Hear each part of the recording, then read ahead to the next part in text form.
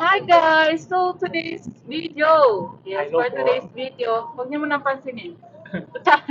Pupunta kami ngayon sa Laguna. Anong gagawin natin? Mayroon tayong outreach program. Yes, it's an outreach program and of course, Yes, oh, it's free a free Zumba. dance fitness. Anyway, kasama natin ngayon si, kilala niyo ba to? Yeah.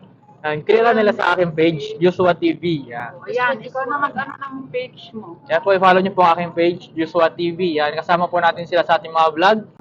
Habang papunta kami sa Laguna, naisipan ko muna kasi nagkwento siya ng buhay niya eh. So, Ano ba? tatanungin naman natin yung buhay niya bago siya naging pulis. Although maraming kasi nakaka-inspire din ng buhay ng batang to. Bata Wow, ba to? bata ba to? Sure. Ayan, so ano naman, kumusta ka naman ngayon? Okay naman po, ma'am, nasa... Mukhang haggard ka. Parang... Ayun na. Nakagal ako sa biyahe kasi di ako sanay sa 4 wheels, guys. Kaya nandito ako sa harapan niya. Yung buhay natin ngayon, okay naman. Nakakaraos. Yun, nice. So, kumusta naman yung pamilya natin? Nakaka-uwi pa ba? Ganun.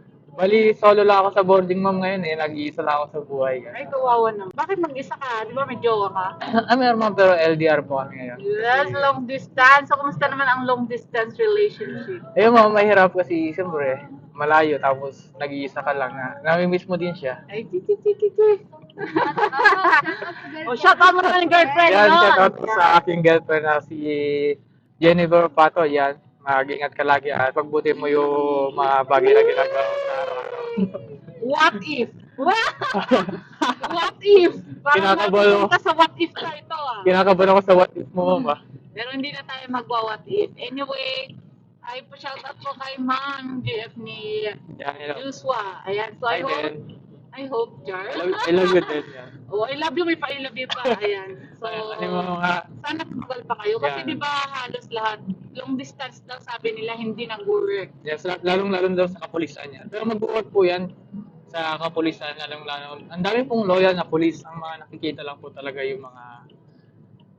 Siyempre, mayroon din po silang mga bagay na, alam mo na, pinagdadaanan kaya nagagawa nila yan. May mga So, para dahilan. may kanyang Yan. reason. May dahil... deep reason. Yan.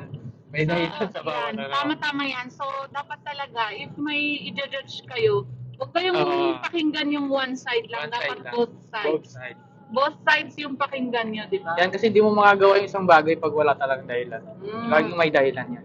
Pero piliin pa rin natin yung tama. Oo. Pero mas Kasi kinakabahan ako sa matatanda mga na. magiging question mo pa eh. Go. Ayan guys, medyo may sumisingit. So ayan, ano ang next na tanong natin? So, sa girlfriend, okay, LDR, pero okay na okay. Sa ano naman, sa mga parents, Oh, sa parents. Okay naman po sila, ma'am. okay naman. Yan. So, kumusta naman yung relationship natin sa parents natin? Sa parents, ano pa, ma'am eh? Ano? Pinap